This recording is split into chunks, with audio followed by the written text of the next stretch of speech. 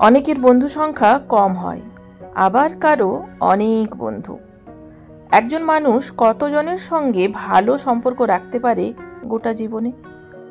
বন্ধু মানেই একসঙ্গে পার্টি, আড্ডা, গেট টুগেদার সহ আরো কত কিছু। কিছু মানুষের বন্ধু সংখ্যা অনেক বেশি, আবার কিছু মানুষের বন্ধু সংখ্যা খুবই কম। আর আপনার বন্ধুর সংখ্যা যদি কম হয়, তবে আপনি মানুষ হিসেবে আসলে কেমন? চলুন আজ সে কথাই জানাই। আপনার কাছে বন্ধুত্ব মানে নির্ভরতা আর পরম আস্থা। বন্ধু সংখ্যা কমিয়ে খুবই অল্প কিছু মানুষের সঙ্গে জীবনের নানা অনুভূতি ভাগ করে নিতে চাওয়ার মানে হলো আপনি সংখ্যা নয়, মানের ওপর গুরুত্ব দেন।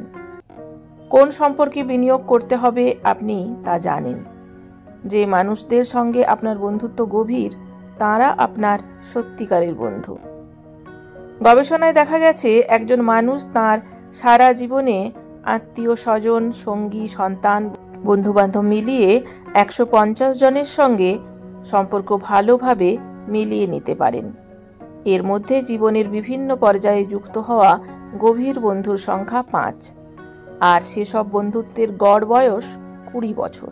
যাদের বন্ধু সংখ্যা কম, তারা এই অল্প কয়েকজন বন্ধুর সঙ্গেই তাদের লম্বা সময়ের সম্পর্ক বজায় রাখেন। অল্প কিছু বন্ধু থাকার মানে আপনি নিজের সঙ্গে সময় কাটান বেশি, নিজের শক্তিশালী ও দুর্বল দিকগুলো ভালোভাবে জানেন, নিজের সঙ্গে নিজের সম্পর্ক মজবুত হয়, নিজেকে শুধরে নিয়ে প্রতিনিয়ত নিজের সেরা ভার্সন হয়ে উঠতে আপনি আগ্রহী। অনেক বন্ধু আপনাকে সুখী করতে পারবে না, আপনাকে সুখী করতে পারবেন কেবল আপনি। অল্প সংখ্যক বন্ধু থাকা মানে তারা পরীক্ষিত বন্ধু, তারা আপনার অসুখী হওয়ার কারণ হবেন না। যদিও এই প্রসঙ্গে মনোবিদরা জানান, বন্ধুত্বের মুখোশ পরা অনেকে আপনার অজান্তেই মানসিক চাপ, দুশ্চিন্তা, হতাশা কেবল বাড়াচ্ছেন।